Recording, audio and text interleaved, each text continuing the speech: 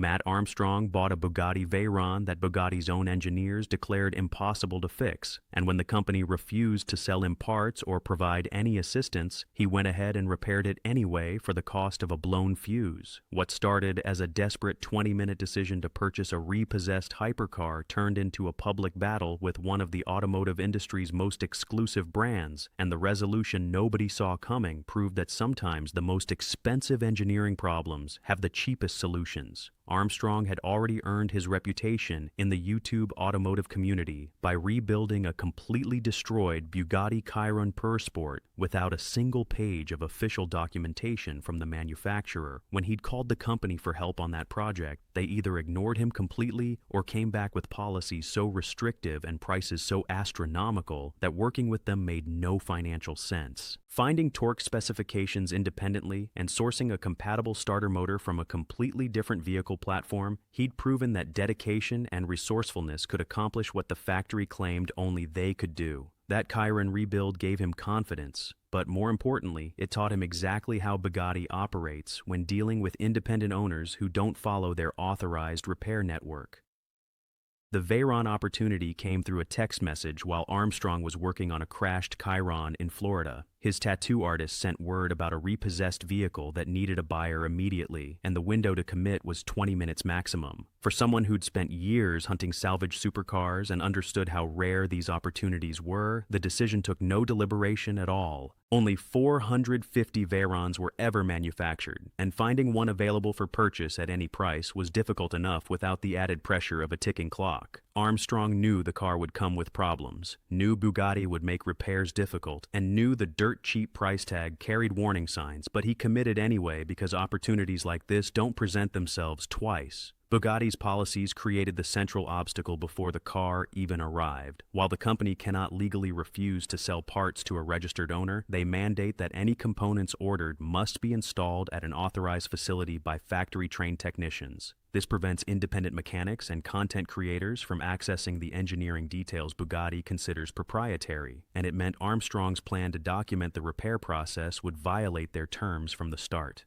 The car was chassis number 34, originally built in Molsheim, France for Dubai, which meant it came equipped with enhanced cooling systems designed for extreme heat. Its mileage history showed heavy use in the UK through 2023, and its most recent MOT inspection had occurred in July 2025, just 9 months before Armstrong took possession. Whatever failures caused the repossession had happened in that narrow window, and the previous owner's financial collapse suggested the operating cost had become unsustainable. When the Veyron arrived, Armstrong's first start attempt revealed the scope of the damage. The engine turned over but ran rough and wouldn't hold idle. Coolant levels were critically low, and the transmission refused to engage any gear including neutral. Dashboard warning lights illuminated for both engine management and coolant temperature, and a strange leakage around the radiators confirmed this wasn't simply a dead battery situation.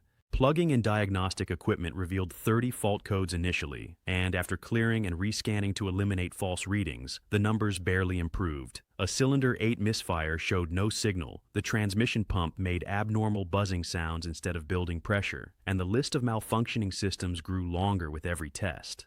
Armstrong made one final attempt to work through official channels, calling Bugatti's executive office directly.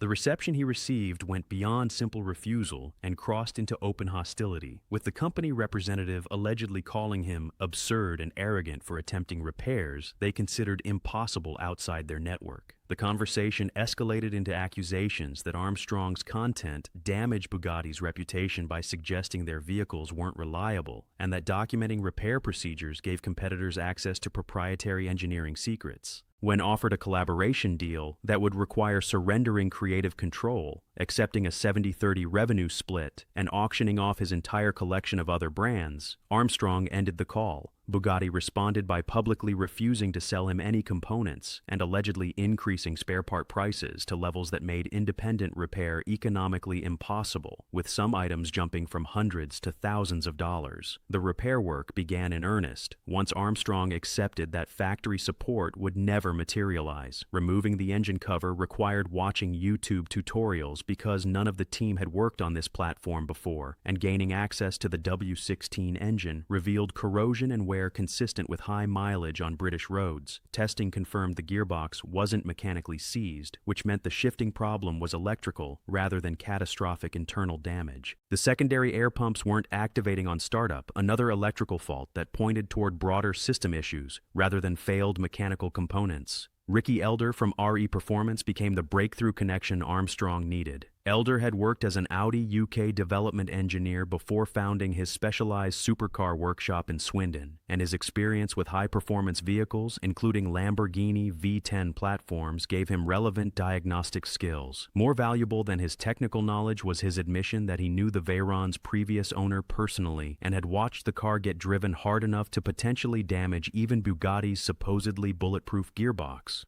Racing driver Mark McCann had just purchased his own Veyron and was sourcing a replacement gearbox from Spain, which suggested these transmission failures weren't as uncommon as Bugatti wanted customers to believe. Elder remotely logged into the diagnostic system while the team connected their computers, and what he found changed everything. The gearbox's pressure relay was running continuously because the car's electrical management system believed it was functioning normally, an error that pointed to failed relays and fuses rather than destroyed mechanical components. Checking the fuse box revealed two blown fuses that had melted into their housings from electrical overload, likely caused by the previous owner performing unauthorized modifications or repairs. Those two specific fuses controlled the secondary air pump and the gearbox pump, the exact systems that had been failing diagnostic tests for days. Replacing the burnt fuses cost nearly nothing compared to Bugatti's quoted £300,000 for a new gearbox and pump assembly. When Armstrong turned the key after the repair, the transmission engaged properly and the engine smoothed out immediately. The car that Bugatti's engineers had declared impossible to fix without factory intervention and specialized equipment started driving normally because someone traced the electrical faults back to their source instead of assuming catastrophic mechanical failure.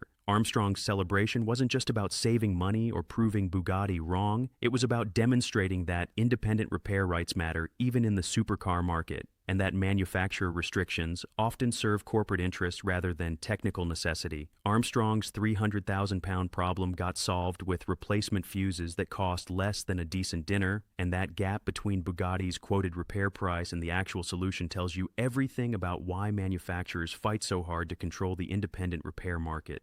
When companies can convince owners that only factory-authorized technicians possess the knowledge and equipment to diagnose complex systems, they create a monopoly on service that generates revenue long after the initial vehicle sale.